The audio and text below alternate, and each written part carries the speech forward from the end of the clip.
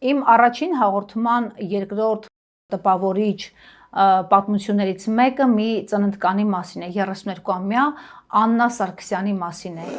Աննան Շենգավիթ բժշկական կենտրոնի հերթական զոհերից մեկն է, զոհը չակերտավոր, ամեն դեպքում Աննան տուժել է ըստ ընտանիքի անդամների, նրա հարազատների տուժել է բժշկի անփութ վերաբերմունքի պատճառով եւ նա հասել է վերակենդանացման բաժանմունք 8 օր շարունակ պայքարում էին աղջկա կյանքը փրկելու համար։ Ինչպես է Շենգավիթ բժշկական կենտրոնից նա հայտնվել 4 տարբեր հիվանդանոցներով Աստղիկ բժշկական կենտրոն եւ ինչու աղջիկը մի փոքրիկ խնդրից այսպես ծանր վիճակում հայտնվել կորցրել երեխային, կխոսենք ամուսնու հետ, նա առաջին անգամ համաձայնել է մեզ հետ տաղավարում զրուցել, իհարկե հասկանալի պատճառներով չենք ցուցադրի ամուսնու դեմքը, չենք նույնականացնի նրա տվյալները, բայց նա կպատմի ողջ եղելությունը։ Շուրջ 16-18 օր է ձեր կնոջ կյանքի համար պայքարում են բժիշկները Աստղիկ բժշկական կենտրոնում եւ մեզ հետ զրույցում բժշկական կենտրոնի տնօրեն Ասատուր Ասատրյանը ասաց, որ ամեն օր կոնսիլիումներ են արվում։ Ինչու է այսպիսի ծայրահեղ վիճակի հասել ձեր կինը։ Իմ կինը ջերմել է, ջերմելուց հետո ահազանգ է արել իր գինեկոլոգ բժշկուն Անի Սիրունյանին, որը նկարագրել է ինչ սիմպտոմներ ունի, ջերմումա, հազ ունի, ու այդ ժամանակ Անի Սիրունյանը իրեն պատասխանել է, մի օր, այսինքն ինքը զանգ արել, չի պատասխանել, հաջորդ օրը արդեն իմ հեռախոսահամարով զանգ անելուց հետո պատասխանել է, ու իրան նշանակումներ արել պարացետամոլ, դեղորայք, պարացետամոլ, խմի, հեղուկներ շատ օգտագործի, կանցնի։ Հետո հաջորդ օրը կինս նորից զանգ արել բժշկուն, ասելով, որ նորից ջերմում է 30։ Այսինքն երրորդ օրը արդեն, որտեղ առաջին օրը զանգել էր չէր պատասխանել, երկրորդ օրը ձեր հեռախոսով, երրորդ օրը նորից զանգում է Անի Սիրունյանին։ Անի Սիրունյանը ասում է, ես բան կանեմ, դեղորայքը ասելուց հետո, որ պետք է ընդունի, դրանից հետո որ զանգում ասում է նորից ջերմում եմ, ասում է գնացեք Շենգավիթ բժշկական կենտրոն, Շենգավիթ բժշկական կենտրոնում թող զնեն ու ասեն ինչն է խնդիրը։ Այդ օրը հենց ասելուց հետո գնացել ենք Շենգավիթ բժշկական կենտրոն, Շենգավիթում հերթապահ անձնակազմը դիմավորել է մի կին, որը նստեցրել է ընդամենը ճնշումը, սատուրացիան, մեկ էլ տաքություն, ջերմությունն է չափել ու ասել է, որ ոչինչ բան չեն կարող անել, բացի սոնոգրաֆիայից։ Ինչ օր էր դա։ Որովհետև դա կիրակի օր էր, իրանց ասելով բժիշկներ չկային։ Մեկնաբանեցին այդպես։ Ու այդ ասելուց հետո մի անգամից Շենգավիթ բժշկական կենտրոնից իմ ներկայությամբ կինը զանգել Անի Սիրունյանին, ասելով, որ եկել ենք, SSS բաներն են արել։ Այսինքն ձեր կինն է զանգում։ Իմ կինն է զանգել, ասել է, որ ճնշումս են չափել, ցածր է, ջերմությունս չափել են բարձր է ու սատուրացիաս էլ բարձր է, նորմալ է։ Այդ պահին եղել է 96-97 սատուրացիան։ Որից հետո Սիրունյանը նշանակել է կնոջս ածուխներ, ու հա, մի բան, որ այդ ժամանակ որ ասեցին կարող ենք սոնը անենք, ինքը հարց է տվել կնոջս, թե երեխայի շարժը զգում ես, թե ոչ։ 23 շաբաթական է երեխան։ Կինս ասեց, ես զգում եմ երեխայի շարժը, ասեց, դե որ զգում ես, պետք չի սոնը անել։ Հիմա գնում ես ածուխ ես առնում, խմում, պարացետամոլ ես ընդունում, հեղուկներ, մեկ է սրտխառնոցի դեմ դեղ, որից հետո, որ այդ դեղորայքը նշանակեց տեղում գնել եմ, տարել եմ տունը, կնոջս կինս ընդունել այդ դեղերը, բայց րոպեի ժամ-ժամի զգում էինք, որ իր առողջական վիճակի հետ կապված ավելի ծանրանում է։ Շնչառության հետ կապված խնդիր ուներ, ջերմության հետ կապված խնդիր ուներ, ճնշման հետ կապված խնդիր ուներ։ Եվ նորից եք զանգել։ Եվ դրանից հետո նորից զանգում ենք, բժշկուհին ասում է, Անի Սիրունյանը ասում է, դե մեր մոտ քանի որ չկա բան, թերապևտ, արձակուրդում են, խնդրում եմ, եթե կամ ձեր տարածքային պոլիկլինիկա մոտեցեք թերապևտի մոտ, կամ ինչ որ եթե մարդ ունեք ծանոթ թերապևտ բժիշկ, մոտեցեք թող զննի։ որ տարել ենք արդեն երկուշաբթի մեր ծանոթ թերապևտի մոտ զննելա, դեղորայքը նշանակեց, բայց ասեց աջ կողմից սկսվող նոր թոքաբորբի նշաններ կա։ Դեղորայքը նշանակելուց հետո ինքը ասեց անպայման այդ պահին ինքը զանգ արել նաև Անի Սիմոնյանին, որը չի պատասխանել, որ իր այդ խորհրդակցեր դեղորայքը գրելուց։ Չպատասխանելուց հետո ասեց անպայման կգնաք տուն, կխոսեք ձեր բժշկի հետ, դեղորայքը կասեք նշանակումները իմարած, եթե ինչ-որ փոփոխություններ կա, թող ինքը փոփոխություններ անի, այդ նոր փոփոխություններով կընդունեք այս դեղորայքը։ Ինչ եղավ հետո։ Դրանից հետո գնացել ենք տուն, դեղորայքի հետ կապված զանգելա կինս Անի Սիրունյանին, դեղորայքի փոփոխությունը, անտիբիոտիկի փոփոխությունը արել։ Այսինքն նորից չի կանչել հիվանդը, Նորից չի հոսպիտալ ասել, ինքը անհրաժեշտություն չի համարել։ Նորից իր ասած նշանակումներով դեղորայքը ձեռք են բերել, տվել եմ կնոջս, կինս ընդունել է։ Դա արդեն 3 շաբթի օրը։ 3 շաբթի օրը հետո օրվա երկրորդ կեսից զգացի, որ կինս շատ վատ է իրան զգում արդեն։ Ոտքերը թուլանում են, գլխի շրջանում ցավեր ունի։ Դրանից հետո մի անգամից կնոջս գրկած դրել եմ իմ մեքենան, ճանապարհին գնացել, այդ ընթացքում ճանապարհին կինս նորից այդ վատ իրավիճակով զանգ ա տվել բժշկուն,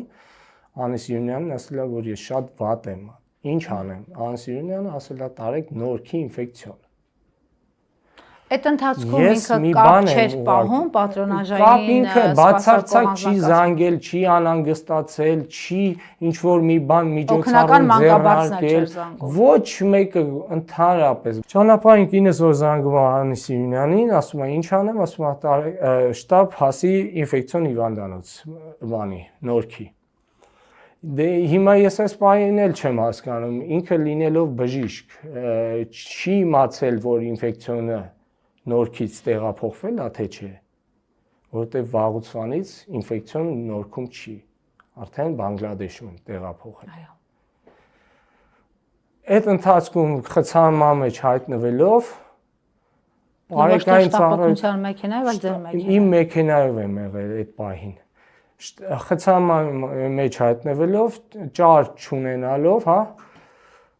բարեկային ծառայության մեքենա եմ տեսել, մոտեցել եմ, խնդրել եմ բարեկային ծառայողներին, ասել եմ իրավիճակը սենց է, պետք է շտապ բժշկի ցուցումով տեղափոխվի, գինեկոլոգի ցուցումով տեղափոխվի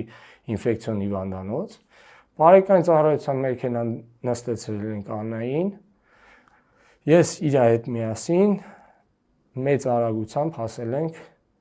խցանումներից ազատվելով, վայրկյան հաշվելով հասել ենք ինֆեկցիոն հիվանդանոց, որտեղ սկզբի մասում չէին ընդունում, չհասկանալով իրավիճակը,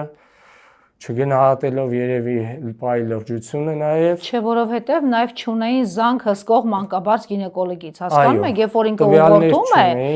պիտի առնվազն կոմունիկացվիր գոլեգաների հետ եւ նախ պիտի ուղարկեր շտապօգնության մեքենա, պիտի հսկողության տակ լիներ ձեր կինը։ Համամիտ եմ։ Այդ ժամանակ ընդունող բժիշկը զանգ անում բժշկուն, նորից չի պատասխանում, գնում են բժիշկներով խորհրդակցում են, գալիս են, ասում են լավ, կընդունենք։ Տանում պարկասնում են կնոջս։ Պարկասնելուց հետո բժիշկը ասում է մենք պետք է անալիզներ վերցնենք, որ հասկանանք ինչի հետ գործ ունենք, ինչ խնդրի հետ գործ ունենք։ Անալիզները վերցնում են, այդ ընթացքում դոկտորը իջնում է, բժիշկը իջնում է, ինձ ասում է Աննային անհրաժեշտ պարագաներն է պետք, խնդրում են գնա վերցրու, բեր, հասցրա։ Ես մինչև հիվանդանոցից դուրս եմ գալիս, հասնեմ քաղաք, մեր բնակության վայր, այդ ժամանակ զանգ է գալիս ինձ նորից, բժիշկը զանգ է տալիս, ասում է շտապ հանրապետական հիվանդանոց ենք տեղափոխում Աննային։ Որ բժիշկն է ձեզ զանգում։ Ընդունող բժիշկը, սոնոգրաֆիստ են կանչած լինում։ Սոնոգրաֆիստը խոսում է Անի Սիրունյանի հետ։ Անի Սիրունյանը իրեն ուղղորդում ասում են Սիրունյանին, ասում են բժշկուի, ասում են երեխան գլխի վայր դեպի ծնունդ ճանապարհին է, գլխի վայր պտտված է, ու կինը բացվածք ունի։ Այդ ամեն ինչը Սիրունյան Անին ասելուց հետո Սիրունյան Անին ուղղորդում ասում է շտաբ կանչեք շտաբ օգնություն, դրեք ուղարկեք հանրապետական հիվանդանոց, թող կար դնեն, երեխան չծնվի, դուրս չգա։ Որից հետո ես շտապում եմ դեպի հանրապետական հիվանդանոց, այդ ընթացքում կնոջս դրած են լինում շտաբ օգնության մեքենա, քույրի հետ, որ ուղեկցեն դեպի հանրապետական հիվանդանոց։ Ուրեմն ճանապարհին դուրս չեկած ինֆեկցիոն հիվանդանոցից սկորու մեջ երեխայի ձայնը լսվում է։ Ծննդաբերում է վաղաժամ։ Կինս ասում է ես ծննդաբերում եմ։ Ու այդ ժամանակ երեխայի ձայնը լսում են։ Այդ քույրը ընդունող ծնունդ ընդունող այդ պահին քույրը մեքենայի մեջ վարորդին ասում է հանրապետական մի գնա, ամենամոտ տեղը դա աստղիկն է, որ կարող է հնարավորություն կա կյուվեզի մեջ տեղադրելու երեխային, որ երեխան ողջ մնա։ Շատ ծանր վիճակով կնոջս ընդունում են արդեն աստղիկ բժշկական կենտրոնում, աստղիկում բժիշկներին տեսնում են, բժիշկները Միանգամից տեղափոխվում վերակենդանացման բաժան։ Իրավիճակը միանգամից կոնսիլիում են հայտարարում, բոլոր բժիշկներով հավաքվում են կոնսիլիումի, ու այդ ժամանակ ինձ տանում են դեպի իմ երեխան, երեխայից ես տեսնում եմ, բժիշկների հետ խոսում եմ, այդ ժամանակ երեխաս կար։ Հաջորդ արդեն այդ օրը շատ վատ վիճակում կինս, բժիշկները կոնսիլիումից հետո խնդրում են ինֆեկցիոն հիվանդանոցի պատասխանները։ Ինֆեկցիոն հիվանդանոցից պատասխանները գալիս, որ ինչ-որ արյան սպիտակ գնդիկների քանակը շատ բարձր է։ Այդ ժամանակ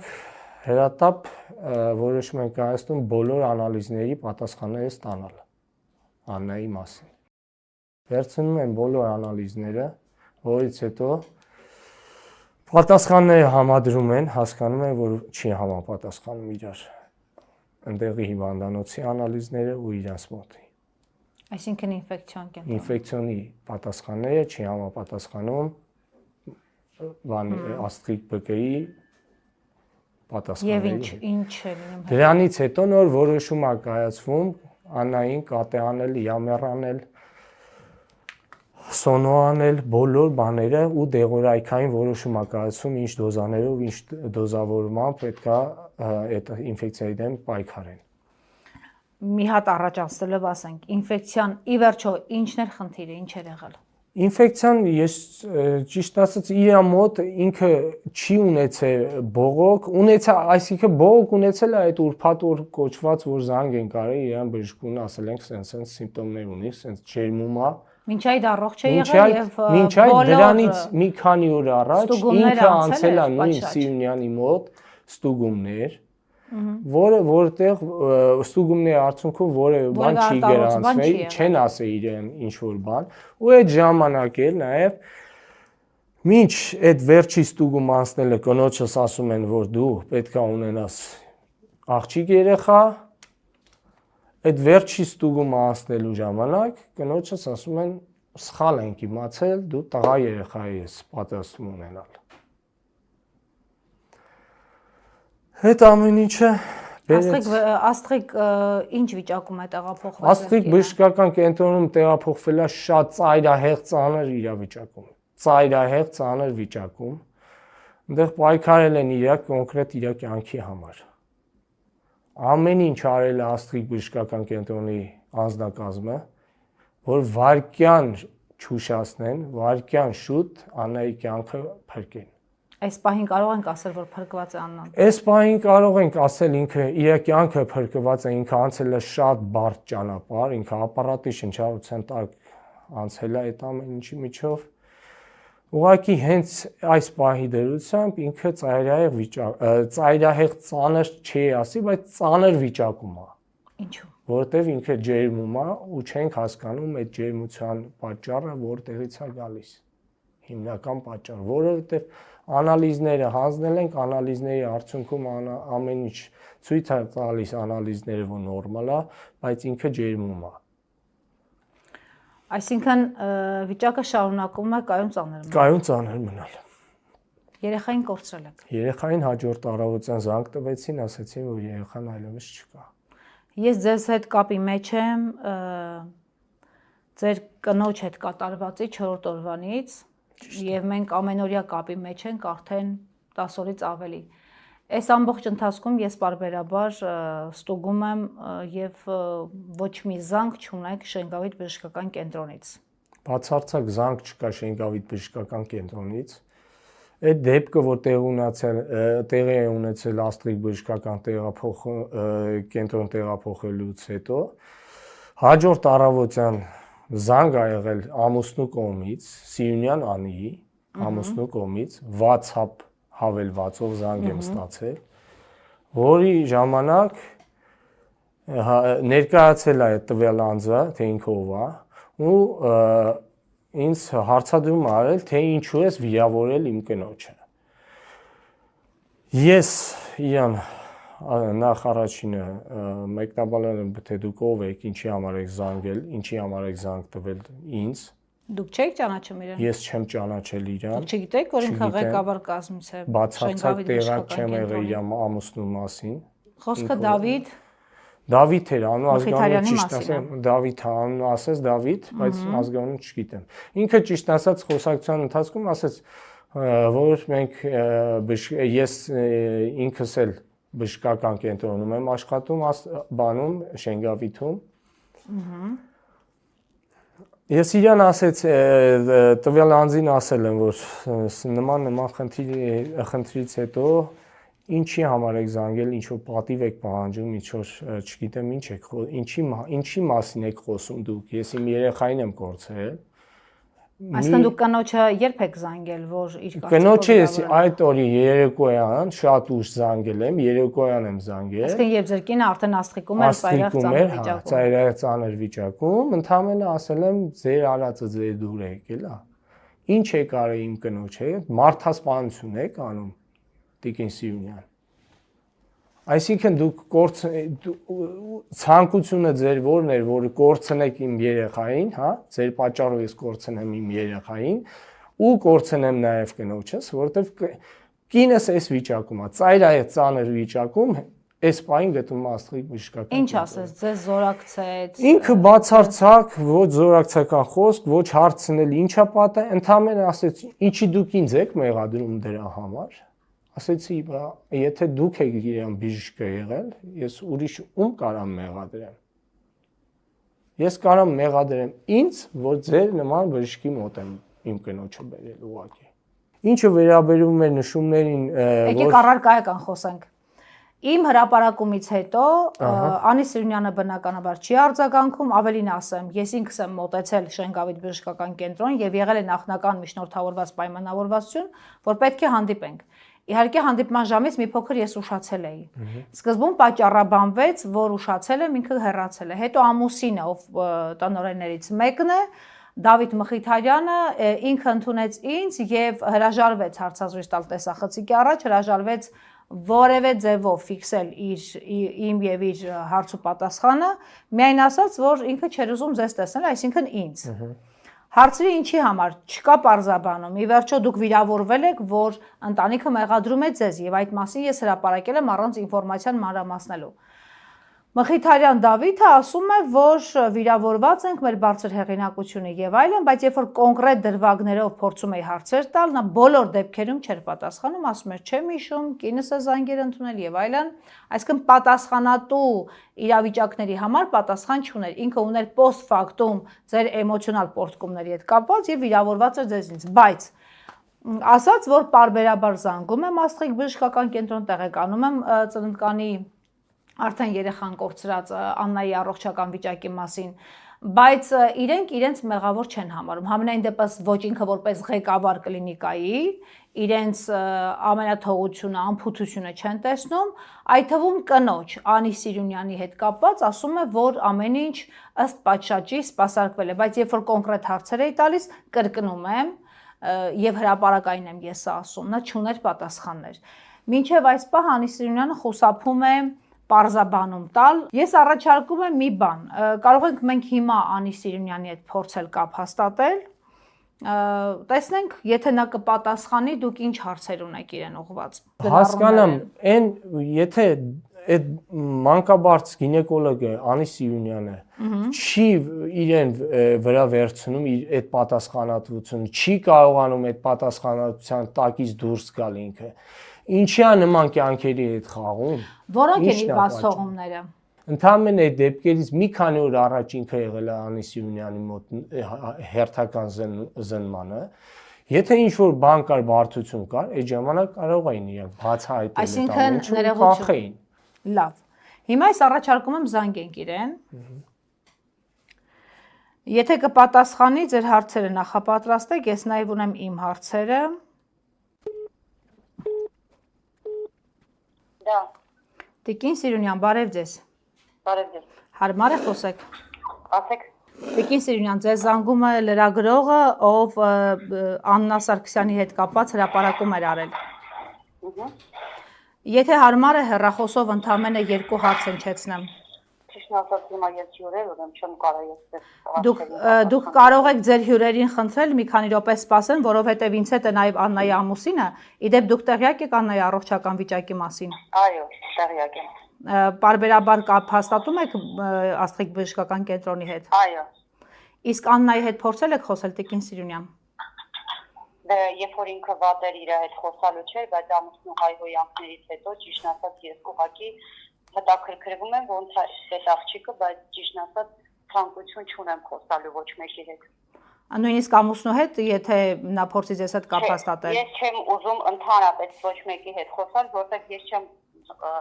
համարում, որ ես ինչ-որ սխալ բան եմ արել, եթե մարդիկ չեն հասկանում ու թույլ են տալիս իրանց sense վերաբերմունք։ Ես էլ բան չունեմ ասելու ու ոչ մեկին ոչ մի բան ոչ ուզում եմ ապացուցեմ, ոչ էլ ուզում եմ ինչ-որ բան ասել։ Բժշկուհի, իսկ եթե ինչ-որ վերաբերվում է իմ մարդկային վերաբերմունքին ու այդ ամեն ինչին կազմակերպելը, խոսելը, համոզելը, ես էլ դրանից ավել ոչ մեկին ոչ բացատրելու ունեմ, ոչ էլ մի բան։ Ինչ համոզելու մասն է խոսքը բժշկուհի։ Ինչ համոզելու գնալ ինֆեկցիոն հիվանդանոց։ Այսինքն նա չէր գնում, հրաժարվում էր գնալ ինֆեկցիոն Ես հիվանդանոց։ չգիտեմ ինքը հրաժարվում էր, ինչ էր անում, ես իրան Կիրակի օրվանից ուղարկում էի, ուղղորդում էի ու ոչ միայն ես։ Ու էլ ոչ մի բան ես ոչ ուզում եմ։ Ներողություն, դուք կանոնավոր կապի մեջ եղել եք, ներողություն, դուք կանոնավոր կապի մեջ եղել եք, հսկել եք ձեր ծննդկանին։ Գիտեք ինչ, ես չեմ ուզում հիմա դա քննարկեմ, նամանավանդ, եթե դուք ձայնագրում եք կամ ինչ-որ բան եք ուզում իմ դեմ կառուցել, Ձեր դեմ ոչինչ չենք կառուցում, ձեր պարզաբանման կարիքը կա Տիկին Սիրունյան։ Ես ձեր հետ պարզաբանելու բան չունեմ, ներողություն։ Իսկ միգուցե ամուսնու հետ խոսեք, հիմա իմ կողքին է Ես ոչ մեկի հետ չեմ խոսելու, ներողություն։ Դուք չեք ուզում պատասխանել այն հարցին, կանոնավոր կապ եղել է ծննդկանի հետ, թե ոչ, բժշկուհի։ Խնդրեմ։ Պարզ բան է, իրանց մոտ ես ոնց հասկացա, մի բան է հստակ, ու նաև ես դեպքի ծանոթ եմ, մի դեպքի եմ ծանոթ, որ եղել եմ 2 տարի առաջ, նման դեպք ա եղել, որ ինքը շատ լավ տեղակ եմ այդ դեպքից, որ ինքը մի օրվա մեջ 9 կեսարյան ա վերցրել անելու,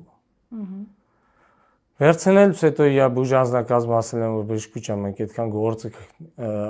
գործիքներ էլ չունենք, չենք կարող հասցնել, ասել է դա ձեր գործը չի, ու դրանից հետո այդ 9-ից 7-ի հետ կապված լուրջ խնդիրներ ա եղել։ Շենգավիթ բժշկական կենտրոնում։ Բժշկականում։ Ես չգիտեմ ձեր թվաց դեպքը որն է, բայց ամեն դեպքում Շենգավիթը ցավոք հաճախ է մամուլի էջերում հայտնվում ծննդկանների հետ կապված Եթե sense մի բան ասեմ ձեզ, էլի, ուղղակի sense մի բան ասեմ, եթե մարդը պատասխանատվության զգացում չունի, եթե մարդուն չի ուզում կապի դուրս գա, չի ուզում ինքը իր ասում է հայհոյել եք վիրավորվել։ Եթե ես հայհոյել եմ, post factum-ի մասին է խոսքը։ Եթե ես հայհոյել եմ, եթե հայհոյել եմ ու կա դրա ապացույցները, որ ես ինչ-որ մեկին հայհոյել եմ, ես դրա համար կարող եմ կրեմ պատասխանատվություն։ Եթե ես դա մի բան էլ ասեք, սա հասկացանք, հայհոյանքի մասով դեռ կանդրադառնանք։ Դուք լսեցիք ձեր ականջով, որ նա ասում է ես ուղղորդել եմ Կիրակի օրվանից, որ գնան ինֆեկցիոն հիվանդանոց։ Կիրակի օրը մենք եղել ենք բանում Շենգավիթ բժշկական կենտրոնում, իր ուղղորդմամբ եղել ենք Շենգավիթում։ Մեզ այնտեղ չեն ընդունել, չեն ասել, որ պետքա պարկի։ Ու նման վերաբերմունքը որն է, եթե բժիշկը ինքը պետքա ասի, Սարգսյան Աննա, գնում ես Շենգավիթ, քեզ ընդունում են ու պարկում ես դու։ Բայց չեն հոսպիտալացրել։ Ոչ մի բան չեն։ Կիրակի օրը ինքը ձեզ ուղղորդել է, որ դուք ինֆեկցիոն Կիրակի օրը հենց դա եմ ասելա, կամ գնում ես Շենգավիթ, կամ գնում ես թերապևտի մոտ, կամ գնում ես ինֆեկցիոն։ Նման կերպ է ինքը ասել, ինքը չի ասել գնացեք ինֆեկցիոն։ Այսինքն իրավիճակը սուր չի գնահատել։ Չի գնահատել ինքը իրավիճակը, քանի որ ինքը պետքա գնահատել իրավիճակը հիվանդի տեսնելով։ Հոսպիտալացման անհրաժեշտություն չի տեսել փաստացի։ Այսինքն ինքը երեքշաբթի է տեղեկացել, երբ ձեր կինը արդեն պարեկային ծառայության մեքենայի միջից զանգել իրեն, ասել է վիճակը ծանր։ Այո, այսինքն ինքը տեղեկացել է ամենածանր իրավիճակը այն ժամանակ, որ ինքը արդեն տեղափոխվում էր իմ մեքենայով ու պարեկային ծառայության մեքենայով տեղափոխվում էր ինֆեկցիոն հիվանդանոց։ Նրանից հետո ինֆեկցիոն հիվանդանոցից իրեն բժիշկները զանգ են արել, իրեն հետ խոսել են, իրեն ասել են նկարագրել են իրավիճակը։ Հիմա ստացվում է հակասություն կա ձեր եւ բժիշկ Սիրունյանի խոսքերի միջեւ։ Դուք ես հակասության եւ ես իրավիճակի համար շարունակություն ինչպես եք պատկերացնում։ Շարունակությունը ես դիմելու եմ միջև, ես գնալու եմ միջև վերջ, դիմելու եմ համապատասխան պատկան մարմիններին։ Պատկան մարմինը ո՞րն է։ Հնչական կոմիտեն առողջապահության նախարարին իդեպ դիմել եմ այդ դեպքից մի քանի ժամ հետո ես դիմել եմ առողջապահության նախարարին, տարբեր սոց կայքերով գրառումներ եմ արել, որ խնդրել եմ, որ նախարարը առողջապահության գոնե ինձ ընդունի եւ կապ հաստատող չի եղել Դրանից հետո իմ հեռախոսահամարն եմ ես տվել, ոչ մեկը կապ չի հաստատել, ոչ մեկը գրառում չի արել, ոչ մեկը չի պատասխանել։ Հիմա հաջորդ պատկան մարմինը ո՞րն է։ Իդեպ առողջապահության նախարարությունից չեն արձագանքել նաեւ երբ մամուլով հրապարակվեց այս ինֆորմացիան։ Բացարձակ ոչ մի տեղից չի գնացել արձագանք։ Ձեր հաջորդ քայլը ո՞րն է։ Իմ հաջորդ քայլը պետք է ես դիմեմ քննչական կոմիտեին, պետք է դիմեմ դատախազություն, պետք է դիմեմ դատարան, որ այս հարցը պետք է լուծում ստանա։ Ինչ լուծում։ Այս լուծումը նա պետք է լինի, որ այն մարդիկ, ովքեր այսօր գտնվում են այդ դաշտում, հա, բոլորը պետք է գիտակցեն իրենց պատասխանատու աշխատանքի գինը։ Այսինքն, եթե մարդը ինքը կոչվում է մասնագիտական ամփոփությունը, մասնագիտական ամփոփություն միանշանակ, չդառնա ճակատագրական հաջորդիվ դա եթե ես չանեմ, մյուսը չանի, դա օրից մի օր դառնում է արդեն իրենց մոտ սովորական բնույթ, որ ոչինչ, էս էլ անցանք, ոչինչ մյուսն էլ անցանք, բայց դա չի կարա շարունակվի։ Դուք մտածում եք, որ բժշկին պիտի պատժի գլխավոր դատախազությունը կամ իրավապահ համակարգը։ Բժշկին պետքա պատասխանատվության պետքա ենթարկեն, բժշկին պետքա լիցենզիայից կոնկրետ զրկել։ Նման բժիշկը եթե լիցենզիա ունի, ինքը աշխատում է, ինքը ու մարսում է ամեն sense դեպքերը, հավատում եք այդ արդարադատությանը, եթե արդարադատությունը կա, ինչի ձեզ հետ կապ չեն հաստատել նախարարությունից։ Եթե կա ինչ-որ մի պետական մարմին արդարադատություն, դատախազություն, դատարան, որ պետքա վերջը այս հարցի լուծում տա, ես կգնամ ամենավերջի քայլին, որ այդ հարցի լուծում տա։ Ու ես հավատում եմ, որ այս երկրում դեռ գոյություն ունի արդարադատություն, դեռ գոյություն ունի այն համակարգը, որ պետքա ամեն մեկը իր սխալի համար պատասխան տա։ Ձեր կնոջ հետ խոսել եք, ձեր կինը շարունակում է ձեր տեսակետը։ Իմ կինը լրիվ պատմում է, ասել է ինձ, այսինքն մենք միասին ենք եղել այդ ամեն ինչի մեջ։ Ամեն դեպքում ինքն էլ է մտածում, որ կորցրել է երեխային եւ այս ծայրահեղ վիճակում է հայտնվել, կյանքը վտանգի տակ է, որովհետեւ բժշկուհու մասնագիտական թերացումը կա։ Միանշանակ։ Շնորհակալություն